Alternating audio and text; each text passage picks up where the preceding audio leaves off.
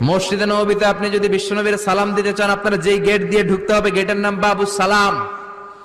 বাবুস সালাম দিয়ে যদি আপনি ঢুকেন, বিশ্বনবীর সালাম দিতে পারবেন। ওইটাই হলো মসজিদে নববীর প্রথম কাতার। লাইনে দাঁড়ালাম, ঢুকলাম।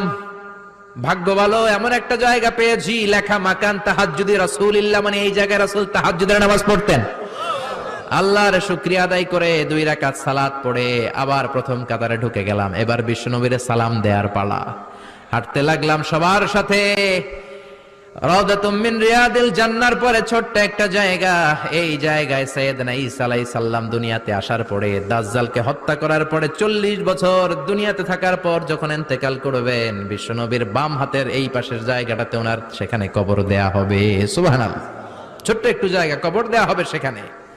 হাঁটতে লাগলাম। এরপরে বিশ্বনবীর কবর, লেখা মুহাম্মদ রাসূলুল্লাহ সাল্লাল্লাহু